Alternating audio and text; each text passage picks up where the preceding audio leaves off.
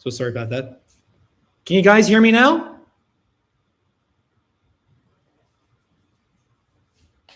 I had it briefly muted for privacy reasons, but we're all good now. If you can hear me, drop a 1 in the chat box. Waiting for those ones to come in.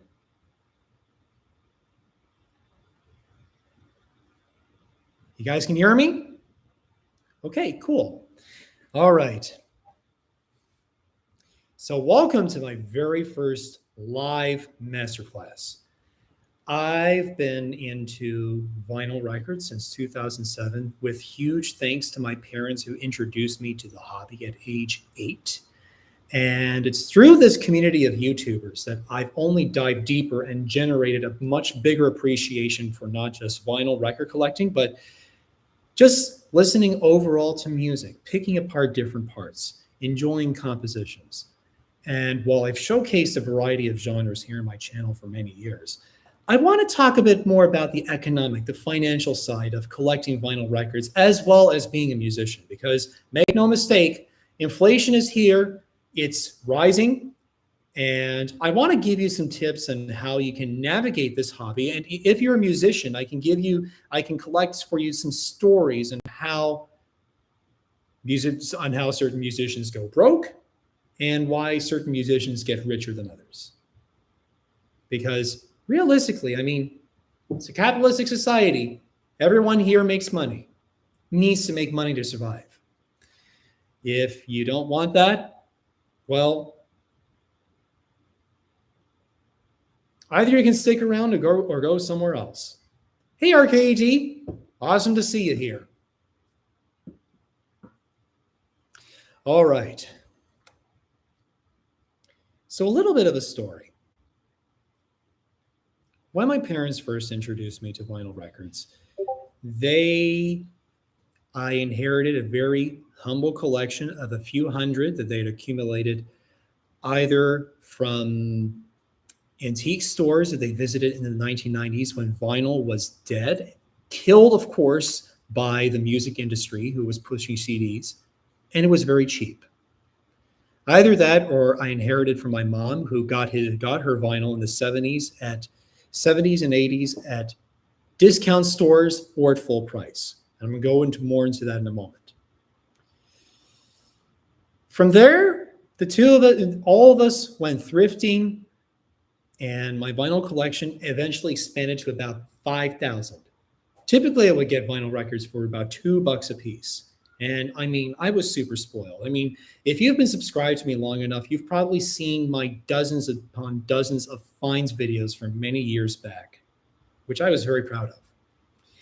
That being said, the inconvenient truth of vinyl records is that buying new ones, as cool as it is just as expensive as it ever was. You know, you get these complaints all the time about paying $30 for an album. Yeah, it's expensive. Well, think about the price of a vinyl record in the 1980s. Snoop Dogg was talking about Michael Jackson's Thriller, the best-selling album of all time in the world. It was selling for, I think it was like $8, $9. And you can correct me if I'm wrong in the comments section, all you old timers, but just to give some perspective, you remember the old stories of how you would snap up on a 45 or 2, or you would save up some pennies and dollars.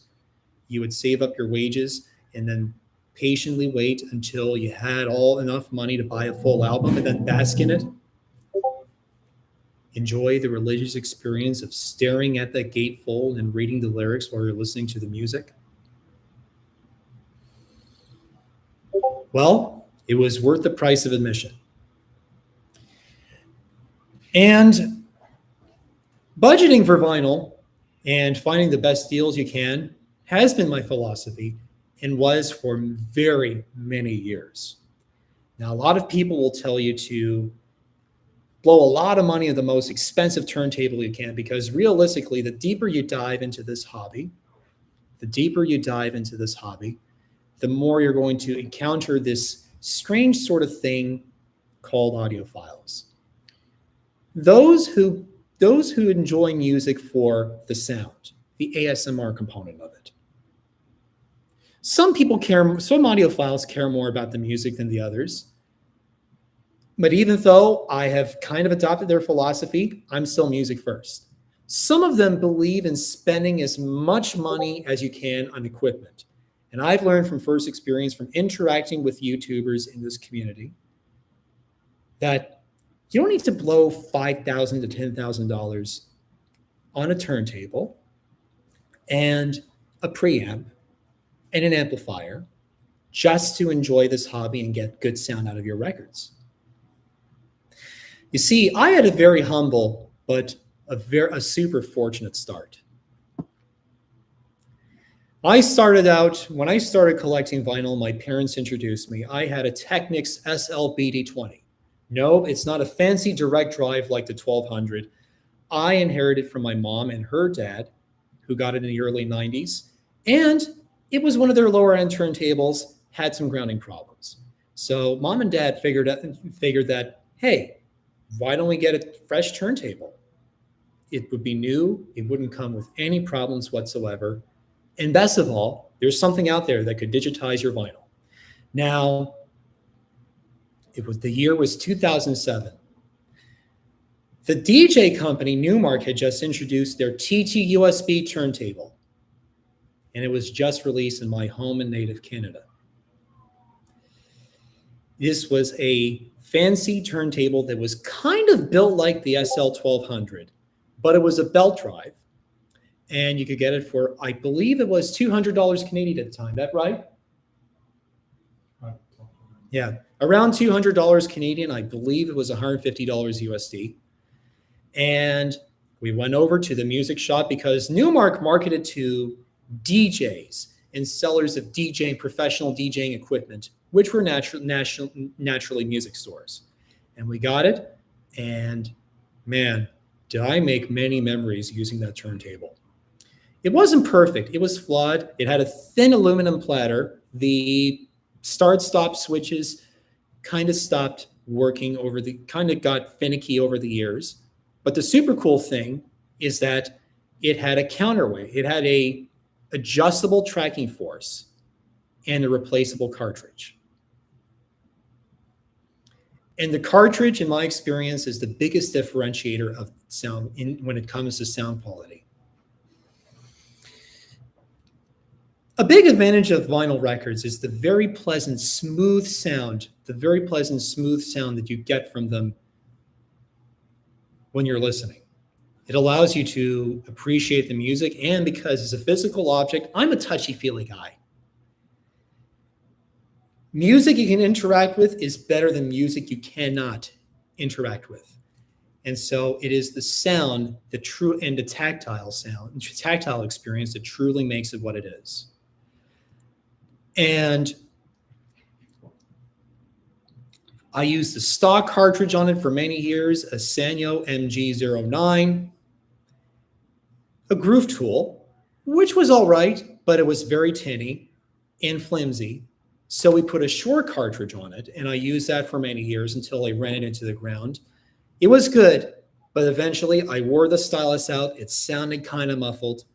And then that's when it hit me. I have a turntable with a replaceable cartridge. I can absolutely go after better sound. Nature ran its course. I researched the heck out of phono cartridges on YouTube in 2011 when I was 12 with the help of my parents. And with the help of one, Joe Collins, he used to be called Bad Edit Pro, I finally arrived at a phono cartridge called the Audio-Technica CN5625AL. It was pretty good. It restored the balance to the music that I've been seeking over the years, all the highs, lows, and mids. And after finding the even better stylus for it, ATN 3600L, I was thoroughly happy with my music. Now, granted, you could spend a bit more money on a phono cartridge, but when it comes to selecting a turntable in an ideal stereo setup, I've learned that you don't need to spend thousands of dollars. And really, over the years, after gradually upgrading from that Newmark to a Akai turntable with a low mass tone arm from the 80s and running one of those low-end hand-pin full autos, the Nextech Lab 1100, which is like today's Audio-Technica LP60Xs, and then a lovely dual 701. There are 6 factors in selecting a good turntable. I'm going to have to quickly pull up my notes here. Whether you're getting a new or an old turntable, there are 6 factors that I believe you should go after if you truly want to enjoy your music.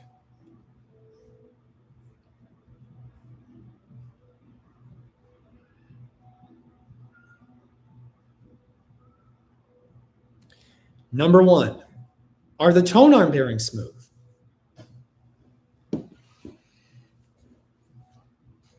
People will tell you all about different stylus upgrades if you want to kind of clear up the highs and make the instrument sound clearer. And most of us start out on what's a conical stylus, which is shaped like a sphere, because that's the easiest to make, that's the cheapest to cut. But you can't realize the full gains if there is friction in the actual bearings that allow the tone arm to move. It's all about getting the stylus into the exact shape of the groove so you can pick up every little bit of detail and sound that there is in there. And if there is resistance in there, it won't allow the stylus to move evenly, and there is a greater likelihood of distortion. Number 2, is the azimuth correct? A lot of people give you all these fear-mongering stories about high tracking force turntables destroying records. The real destroying records comes from A, a chip needle, or B, having the tone arm. So this is the cartridge, and this is where it sits in the groove. If you turn it sideways, then not only will the channel balance be off between left and right in your stereo, but the grooves will be worn out unevenly. And over time, you may notice subtly, but your vinyl might not just sound as clear. Number 3, do you have a way to adjust pitch and make it accurate? Now, this is really more for the pitch sensitive ears like mine, because I'm super sensitive to pitch. But most belt drive turntables are going to have at least some potentiometer either in the motor or somewhere in the turntable where you can adjust the pitch. And the most important is if it can keep speed. And if you hear that wow and flutter, either the music is going to sound a bit unmusical or is going to sound absolutely obnoxious. Now, thankfully, my Newmark was quite good at keeping pitch. My Nextech, for as good as it was, and this is for all you ATLP60X owners, it was pretty good at keeping pitch. It might not have come on pitch at the factory, but a little adjustment and boom, you're right on. You're dead on. Number 4, do you have a tone arm where it can adjust the tracking force and replace the cartridge? Now, granted, this is a little bit discouraging for some who just want a basic plug-and-play setup and want to listen to their vinyl. And for that purpose, something like an LP60X is perfectly fine. I mean, it's $100. It comes with a great cartridge. And sure, there are a few flaws out of the factory, but you can have it for a very reasonable price. And what was number 5 again?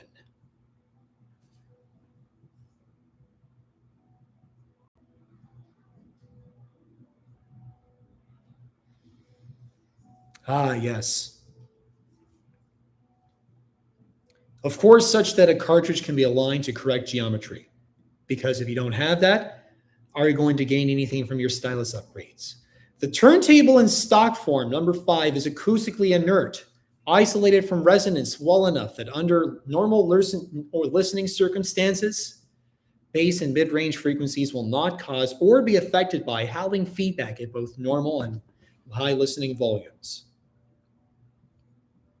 Some people say that the turntable is not the greatest determinant of sound quality, but it's an electromechanical device. It's no different than a musical instrument. The difference between something like a violin or a guitar and a turntable is that instead of putting in a sound post or making the wood thinner in order to increase resonance, you have to damp the resonance in a turntable. Certain people like collecting certain turntables or using certain turntables such as Regas and Duals and Lenkos because the resonant properties are very pleasant. There's a lot of cool stuff going on in the mid-range, which makes you want to dance around. I know. I love my Dual. It's my baby. But the cool thing about the Dual is that it doesn't howl. If something has a cheap platter and it's thin, it'll ring loudly. That was one of the problems with the Newmark. That was never a problem with the Dual. Number 6, there is a working anti-skate mechanism. It will stop your stylus from sticking or skating. And most of all, it will complement azimuth and make the turntable function exactly as it should and make sure your records are not worn unevenly. All right, so those are the 6 components of selecting a turntable that will give you as good sound as you can. And of course, you don't need to truly blow out thousands of dollars in the turntable. I believe that if you just follow the 6 rules, whether you get something on Craigslist, on Facebook Marketplace, or for all you Canadians, Kijiji, if you're getting a used turntable and you find a smoking hot deal on one, those are things you should be looking out for in a turntable. And I'm going to hold an AMA session a bit later on in this session, where you can ask me anything you want about your turntables, your vinyls, your purchasing decisions, et cetera, et cetera, et cetera. Following those, you can save a lot of money on a turntable and buy a setup that you can enjoy for many, many years. The next part of the economics of music and vinyl is which musicians get rich and which musicians get poor and why they go poor. You see, in the music industry, you hear all these stories about people who go in and out of obscurity. And every now and then you get the super cool artist like Peter Gabriel, who was actually rejected by Ahmet Ertegun of Atlantic Records. I believe it was the Melt album from 1980. So he had to release it on Mercury. But eventually, and I'm going to have to check my facts on this one, eventually the album did well enough. It gave us Games Without Frontiers. It gave us a bunch of other memorable songs. It was super innovative. Phil Collins gave us his drums without cymbals sound in that album. It did well enough commercially. He took a freaking chance and it paid off. And eventually either Ahmet Ertegun or David Geffen, he later on forgave him. A lot of musicians try desperately to survive off of royalties or live concerts. And I'm sure you've been in that situation. Now, this is something that I'm still personally learning about, but I have gotten into digital marketing since 2017, and I did not realize this is how I grew this channel organically.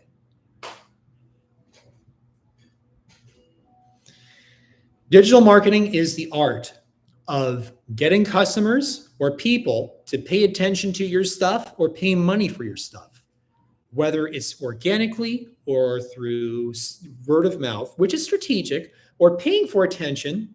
There has to be some way to get attention. Certain musicians were smart enough not just to survive on royalties. For example, one of my favorites, Todd Rundgren. I'm sure you've seen one of his songs posted on my channel before. He's had a career as a producer, and that's how he kicked off his career. Albert Grossman told him, "You're going to be the most successful and richest producer of them all." He worked with the band, he worked with Sparks, and later on, he worked with Meatloaf for Bat Out of Hell. Now, the money that he made from his production and also his record advances was big enough that instead of trying to pay a fixed rate for studio time, which he felt limited him, he decided to build his own studio, The Secret Sound. He didn't care if he lost half of his audience with this crazy mind-drug trip album called Wizard of True Star. He was making enough money that he could blanket it. And being a guy with ADHD, he saw no limitations when it came to music.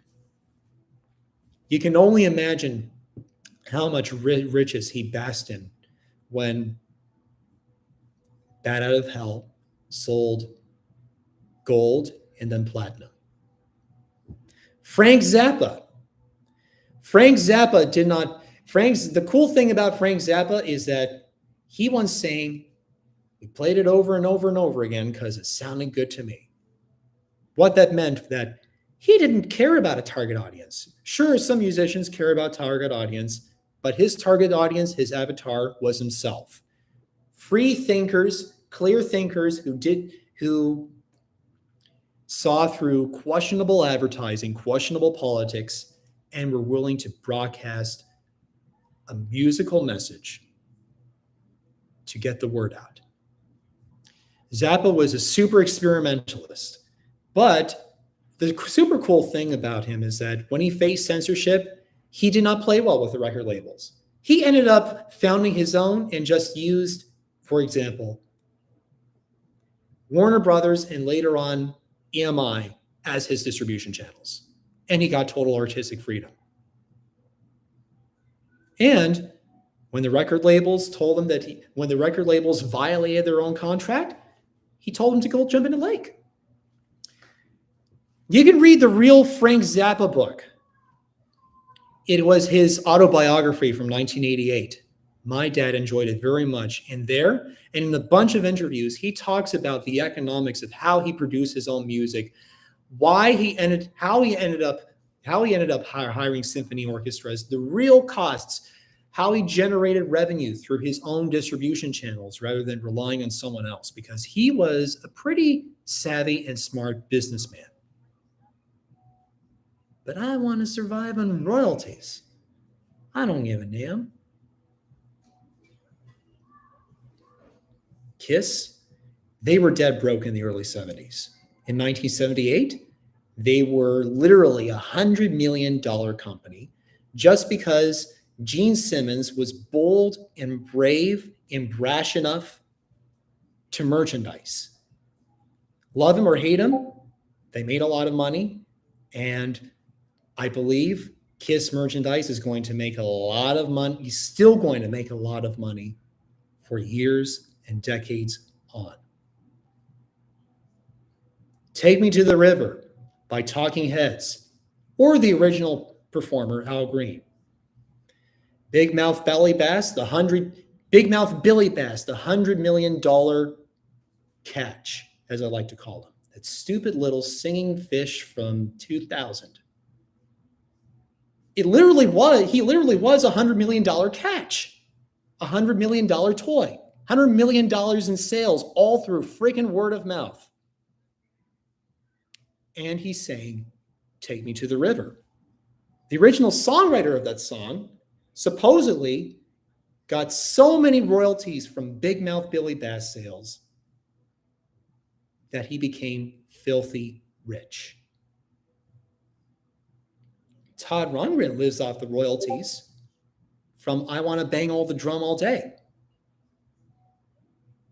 You have to be smart and strategic about how to monetize your stuff, so you don't just have to be waiting for royalties to come in.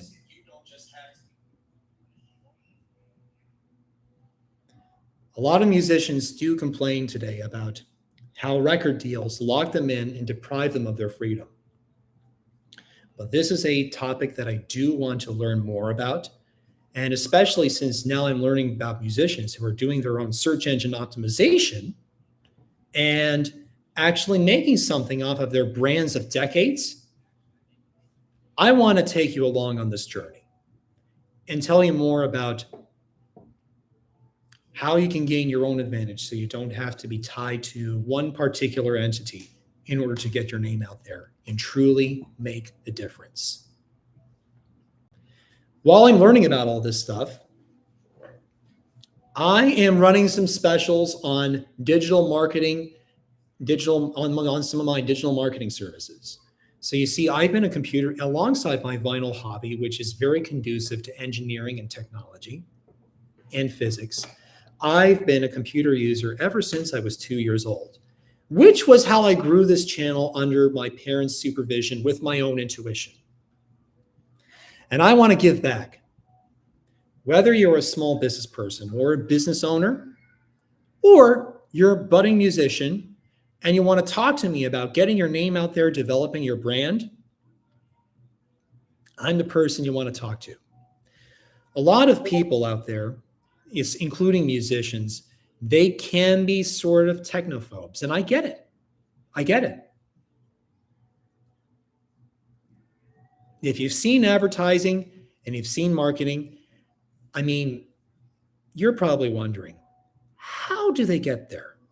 I've always wondered that. Well, now I'm on the other side of that.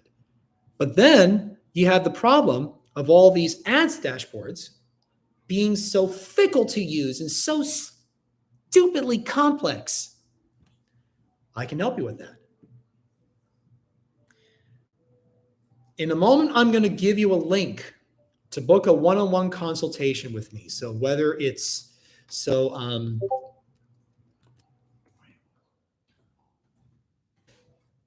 I just posted that link in the comments.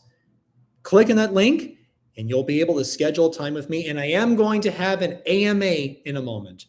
But after you hop off, you can book this link and you're going to get some one-on-one time with me. I get to finally see y'all's faces after 13 years.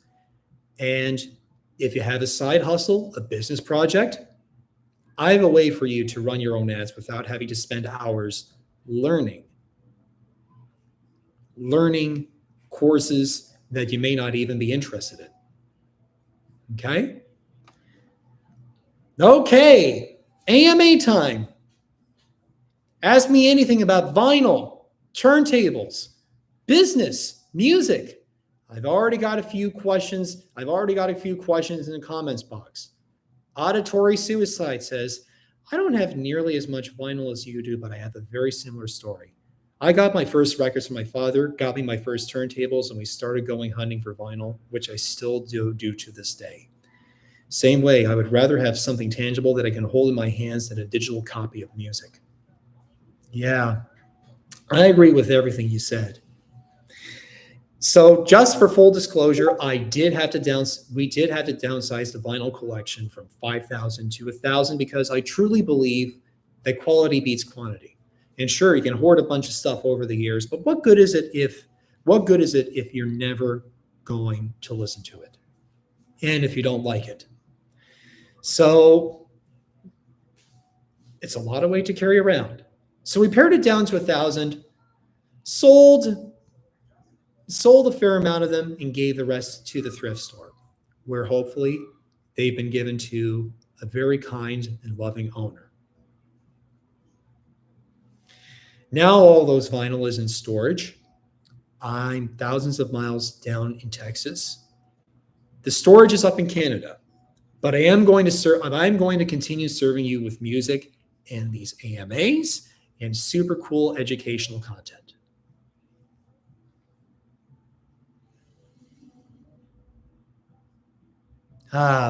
Chris YouTube says, vinyl's my love.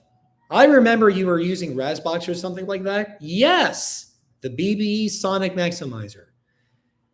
Not everyone likes the bass boost and the treble boost, but it did add extra oomph to my hi-fi. I loved every single minute I was using it, other than when the turntable ended up howling because there was so much resonance and feedback. It was because of that I ended up selling a few turntables. I guess it's the upshot of the BBE. It lets you isolate which turntables are bad at isolating feedback and which turntables do their job properly. But it is a good sounding unit. The good old BBE Razbox, inherited from my grandfather. Just took some squirts, contact cleaner, and it started working again. And I'm still faithfully using it in all my needle drops. Any other questions you got for me? What do you have left in your collection? Anything worth mentioning? And what about turntables? The best stuff, really. I still have all my Beatles, most of my Rolling Stones, all of my Zappa, all of my Todd Rundgren, some of my favorites, Mark D, the good old, the obscure but awesome sample-free but still dope rapper. Not a lot of stuff really comes to mind because of the natural diversity of my collection. But most of our new vinyls there, and the Baby Driver soundtrack. That's one I remember. Gorillaz. Lots of stuff worth mentioning. Turntables wise, I downsized from 16 down to how many? How many? 1, 2, 3, 4. Yeah, 4. A dual 701, which my dad helped me to repair. A Technics SL20, not the SLBD20, which I mentioned, but this was a thrift store find, and it's a fully manual turntable. A Newmark PTO1, nice portable, and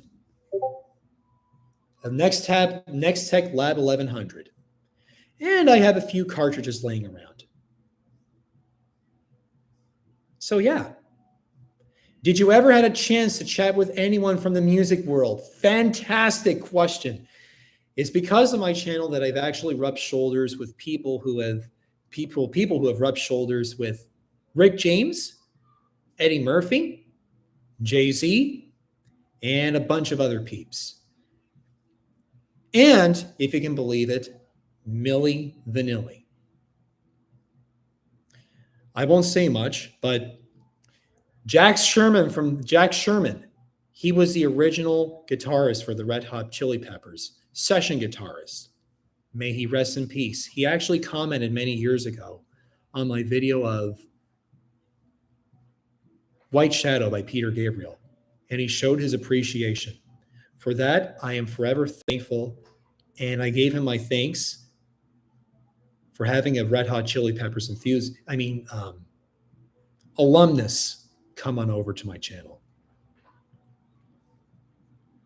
Because the Chili's are one of my favorite bands, one of Dad's favorite bands too. You never know where your music journey can lead you. The jazz guitarist Henry Johnson.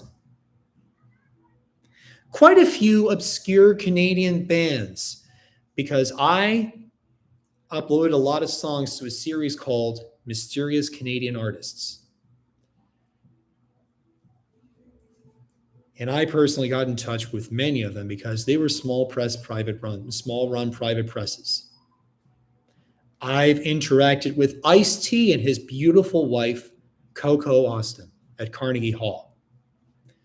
And if you look and you're going to see some more of my branding assets as you go along. But eventually you're going to come across a photo of me making a peace symbol with them. So yeah, super cool. All right. Well, if you guys have no more questions for the moment, I am going to call it a wrap unless someone else pops it in. I am going to give it a couple more minutes. But if you haven't seen the rest of the live stream yet, I touched a bit on the economics of music, vinyl, making money as a musician, how it can all pay for your expenses, how to save money on expenses.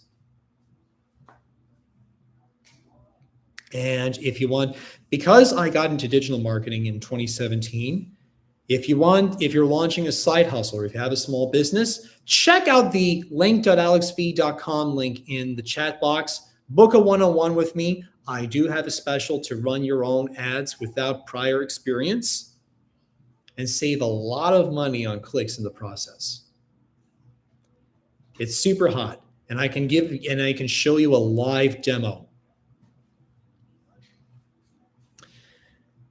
If you haven't had a chance to, go on and book that meeting. I'm going to give one more minute for questions before I call it a wrap.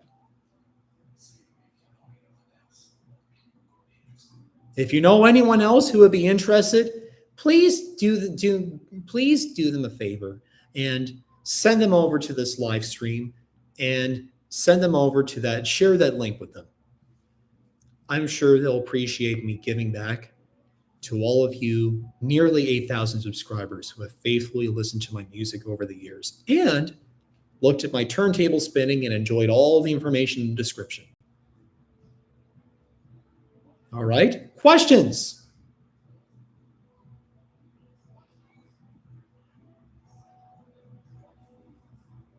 Anyone? Bueller? Bueller?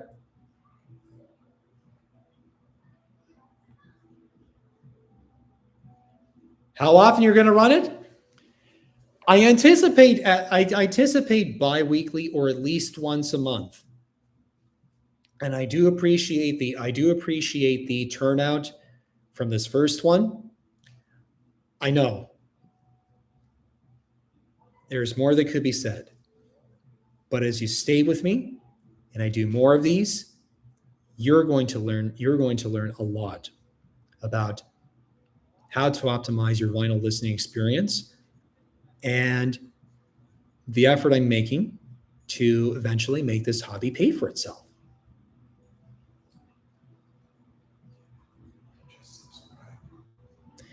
If you want to see that, if you want to see all that stuff, and if you're not already subscribed, please do me a favor, hit the subscribe button and hit the bell so you get notified whenever I release a new video or live stream.